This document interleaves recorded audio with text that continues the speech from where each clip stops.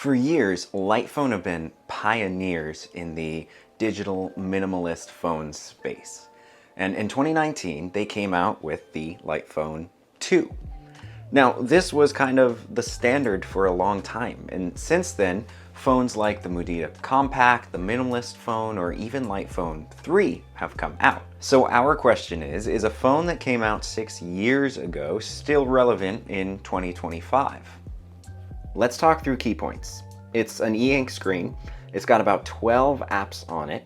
It's incredibly small and barely noticeable in your pocket, which I love. It's got Wi-Fi, it does have Bluetooth, and it does minimalist and disconnecting really well. Now, in case you haven't seen much about this device, let's do a quick walk through the hardware and the software, and then talk about who this is for and if it's still worth it.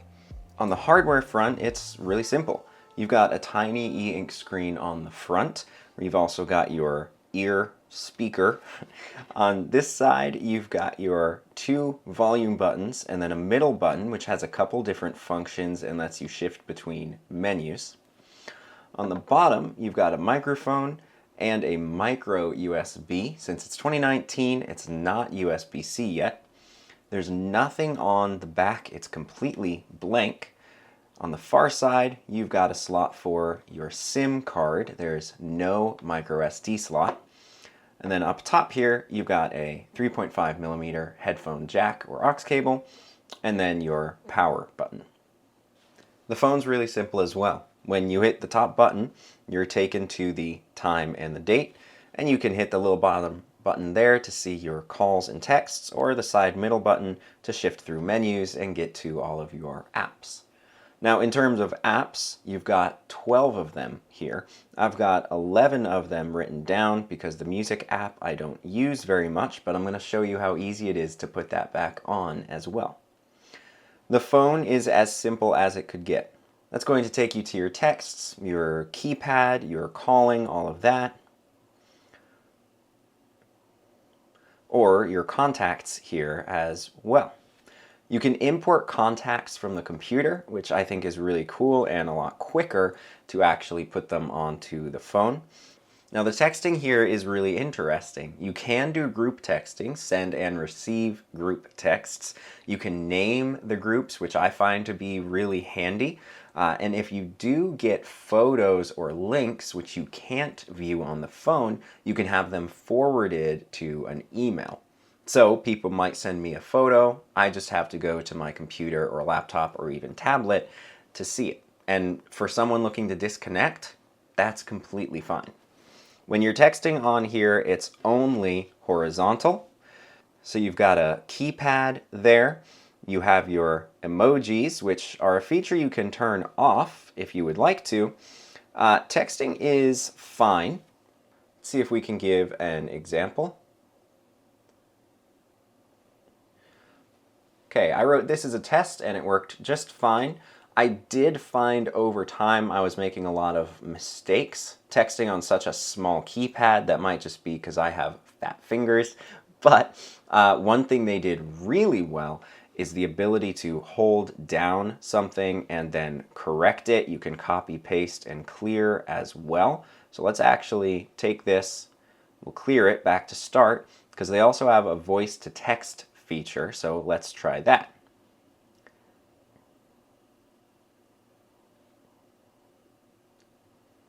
We come to our first problem with the Lightphone 2. Every now and then, it does tend to freeze a little bit, which is okay. It wasn't built for a lot of power, but if you need it in an emergency, that might be an issue.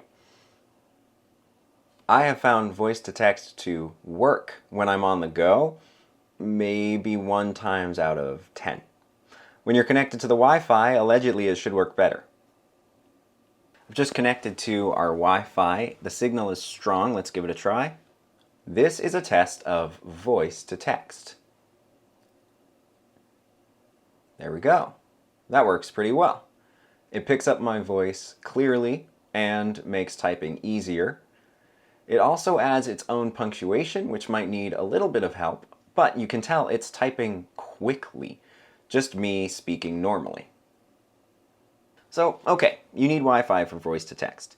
The alarm works really clearly, as you would expect. It's simple as ever. You just put a time in, hit the alarm button, and it's set. All you can really do with it is get rid of it. And that's kind of the point here.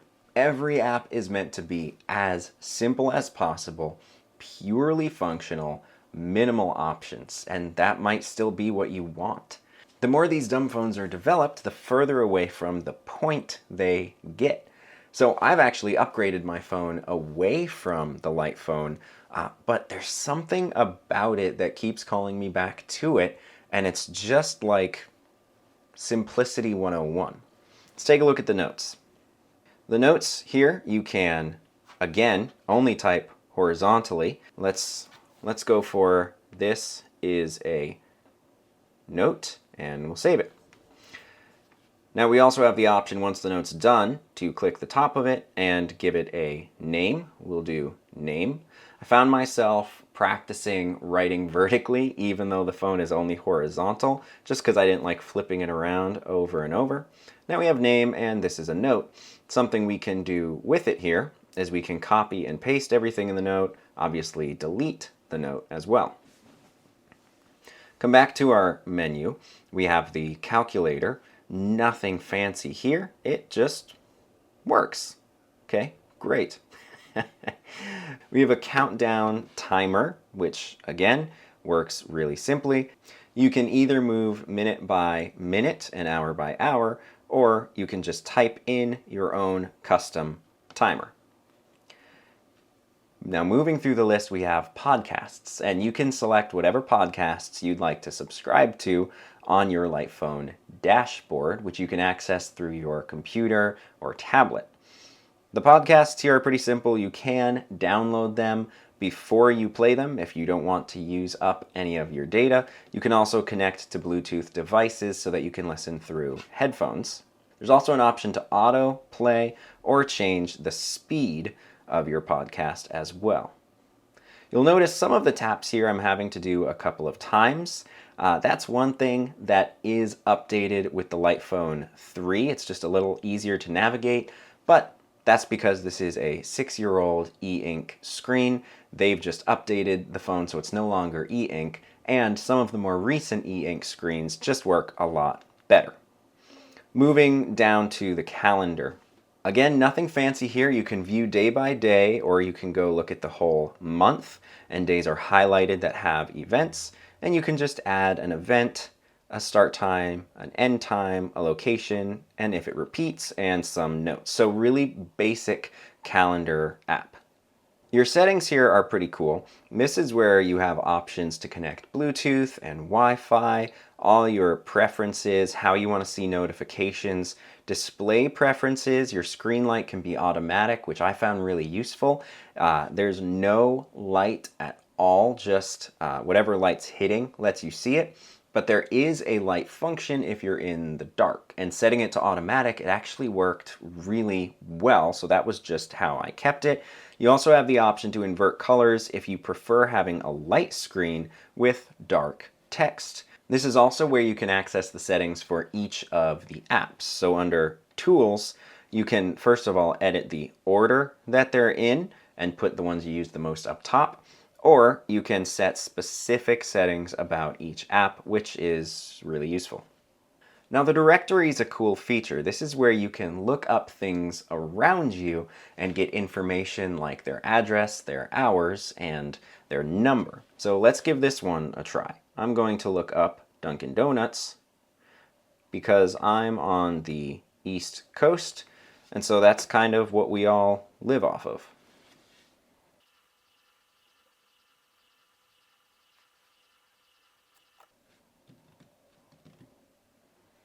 The directory is another thing that's hit or miss. There are times I've been pleasantly surprised that it's come up so fast. There have been times it's taken a long time to come up. There have been times it hasn't come up. Here we go. So you can click on something, see the address, the number, information about it, and all their hours. If you'd like to also navigate there, you can do that with the map button, or you could call them directly from this page. It's just a really useful feature. It's like an internet search, but only for locations, and that's handier than you would think. Finally, we get into the maps, which is called directions. You can put in your address and where you'd like to go. So I am going to put in an address. Then we have a couple options here. We can either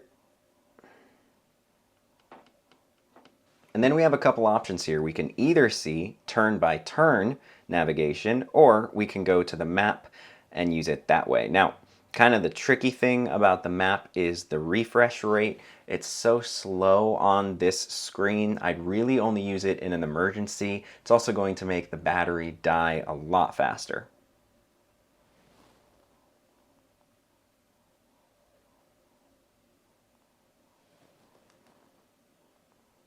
Now, depending on your service, you may also have a hotspot option. It's a pretty handy feature to have on a dumb phone. You can set the name of your network and the password, pretty self-explanatory. And let's also take a look at where the music app is and how we can add it.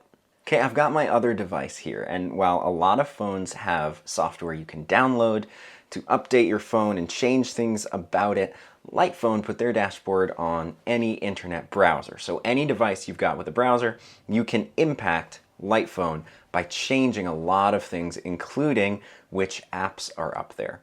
Let's start by going into Phone. And then we have a lot of options right off the bat, including the toolbox where we can add in music.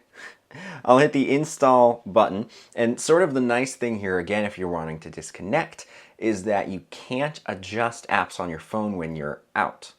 Now, the battery life for these e-ink devices are meant to be really high, but I found that the Lightphone still needed to be charged every single night. So that's completely fine if you're home with a charger every single night. If you're hoping for something that's going to last longer, this isn't the device for you.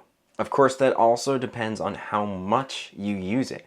If you're someone who puts their phone in their pocket and doesn't really touch it till the end of the day, then the Lightphone's going to last a lot longer. Because remember, e-ink only needs power when it's refreshing the screen. This device here is meant to be used sparingly. So the battery matches the goal of the device. The other thing for me it just doesn't work for was there's no camera. I didn't realize how much I would miss a camera. I bought a point and shoot thinking it would replace the camera on my phone, but as I got used to having a point and shoot, I didn't actually take it with me anywhere either. So upgrading to a phone with a camera was a big must for me, and Lightphone actually did this with their Lightphone 3. So the question is, who is this phone for? Who is it perfect for? Well, this phone does disconnecting better than any other phone out there right now.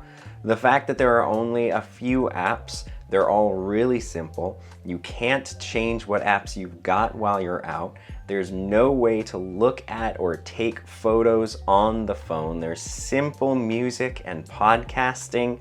Maps is for emergency use, really. It's for those who want a hardline disconnect, and it's the best at that. So if you're feeling overwhelmed by tech right now, there's no better option actually, including the new Lightphone, to fix that, have maybe one of those dopamine resets, than the Lightphone 2. In a way, the less you have, the happier you are. So you find creative ways to get around other things you don't have, and it forces you to prep a little bit more before you leave the house, which is kind of nice, mindful living, and I don't think that'll ever go out of style. I think it would be really cool to see a better e-ink phone from Lightphone. They've upgraded their screen, so it's no longer e-ink. It's also a little bit more expensive. So this can still be a great option for those who are looking for a Lightphone, and the new phone is a little bit too connected or too pricey. But I would say that if you have any emergencies or a need to be reached, text quickly, something like that, you might consider the new Lightphone instead. I think especially for families, being able to take photos and having a little bit more reliability is huge. For those wanting a hard disconnect, again, this one's great, and you can get it down in the description below.